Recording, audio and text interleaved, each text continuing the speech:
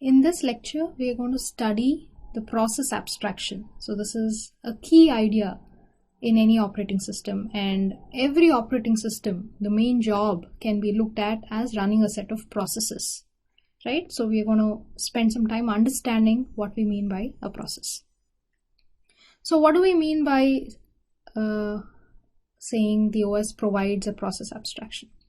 So when you run an executable file, when you double click on a program, or when you run a C program from the command prompt, the OS creates a process, right? A process is nothing but a running, living program. And the OS time shares the CPU across multiple processes, right? So it gives each process the illusion that it's running alone on the CPU, whereas in the background, the OS is making sure that multiple processes are receiving a share of the CPU. It virtualizes the CPU. And the OS has a CPU scheduler, right? A piece of code called the scheduler that picks one of the many processes to run.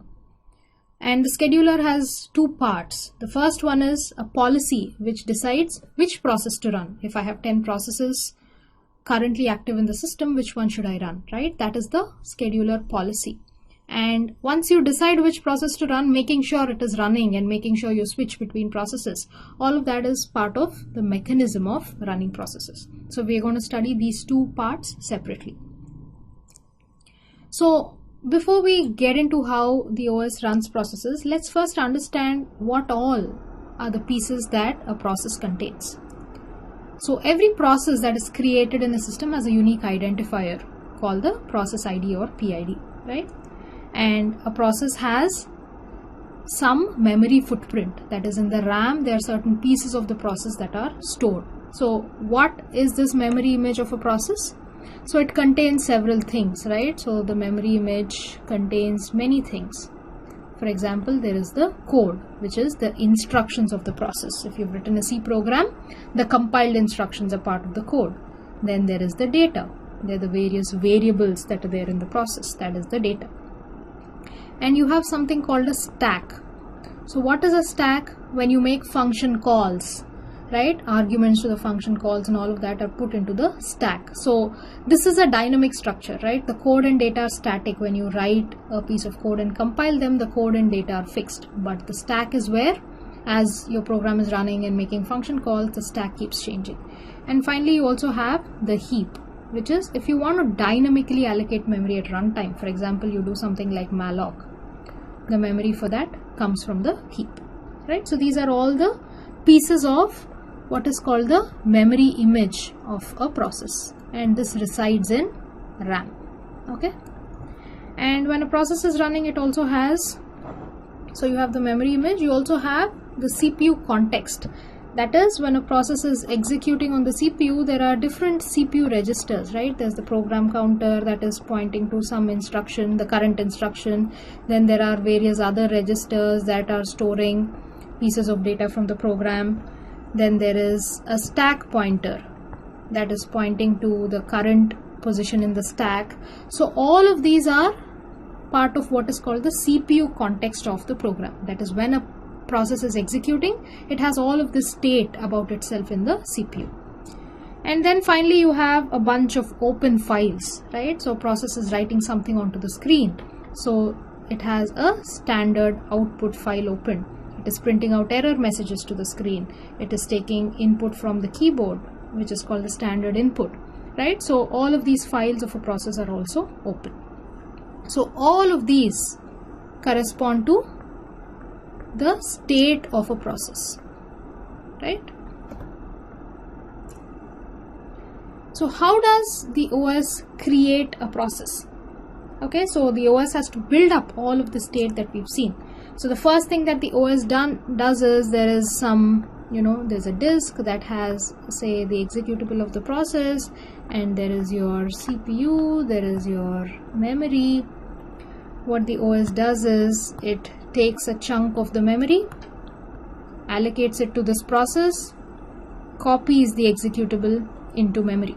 Okay, so this is your code, your data, and all of that stuff, and it allocates a stack, it allocates a heap, it builds up the memory image of the process. And then it opens some basic files for this process to communicate in. For example, it opens the standard input, the standard output, all of these files that a process wants. The OS has opened all of these, and the OS initializes various registers. For example, it makes the program counter point to the first instruction in the code, right? So it sets up all of these things when it is creating a process, right? And when the process is running, it maintains all of these individual pieces of a process.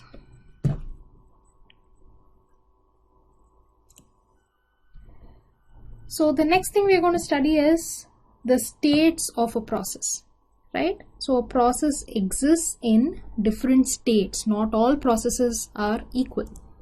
So of course, the process that is currently running on the CPU is in the running state, right? It is currently executing. Then there could also be a set of processes in the system which are ready to run, but they have not yet run. That is, they are in the ready state. They are waiting to be scheduled, okay? Then you have some processes which are in the blocked state. That is, these processes are suspended. They are active processes. They are alive, but they are not ready to run at the moment. That is the blocked state. So why could this happen? For example, the process is waiting for some event. For example, a process wants to read a file from the disk. It has issued a request to the disk, and the disk takes a really long time. So the CPU runs many millions of instructions per second, and it takes a while before any data from the disk can come back. So in this time, while the process is waiting for some data from the disk, it is in the blocked state. And when does it become unblocked? Once the event is done. Once, for example, you're waiting for the disk, and if the disk finishes reading the file that you've requested for, it will issue an interrupt, and the operating system will know that this operation is done, and the process becomes unblocked. And there are also a couple of other states. A new process is something that is in the process of being created, and there are some dead processes which are terminated, right? We'll worry about these later. So the main states that you have to think about are processes in the ready state, or in the running state, or the blocked state. And this is a figure that captures the state transitions. For example, a process is in the ready state, it's ready to run, and when it gets its slice of the CPU, it is scheduled, it gets into the running state. And because the operating system time shares the CPU amongst processes, this process can again go back to being descheduled and go back to the ready state, right? A process can go back and forth between ready and running.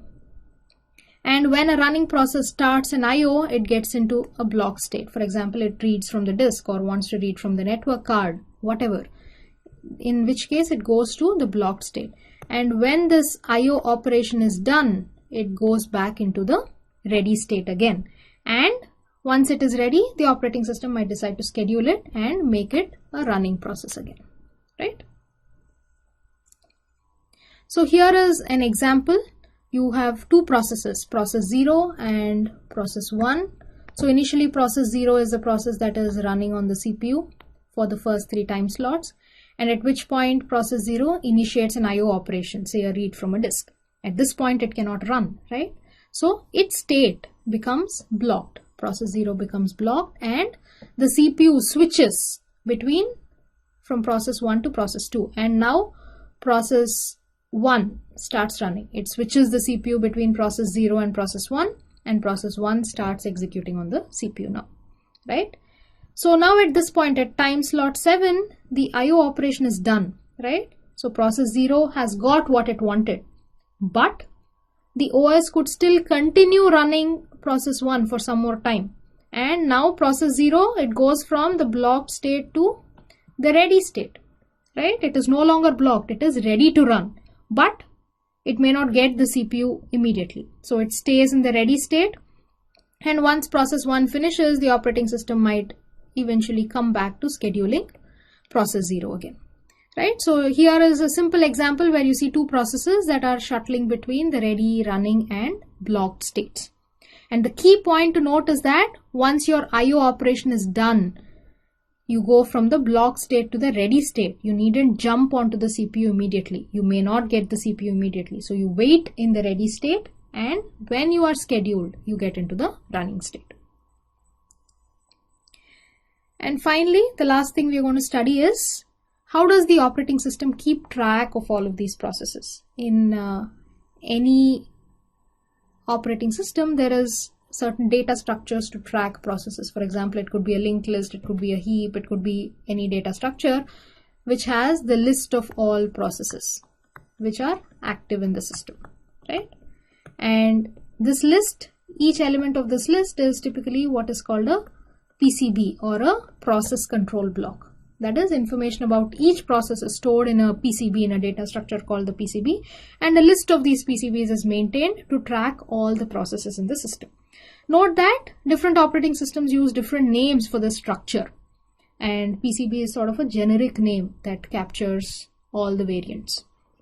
So coming to the PCB, right? What all information about a process should the operating system track? It needs to remember the process identifier, the process state. It needs to remember what are all the other related processes, like the parent of the process. We'll understand this later. It has to remember the CPU context of the process when the process is suspended. For example, when a process stops execution, it gets blocked. It has to remember some context about the process. Oh, it stopped execution at this instruction and so on. So some part of the PCB is reserved for storing the CPU context. Then it has information about the memory locations of the process, list of open files, various other things that we're going to study in the rest of the course, right? All of that information about a process is collected in a data structure called the PCB in the operating system. So this is the end of a basic introduction to the concept of a process.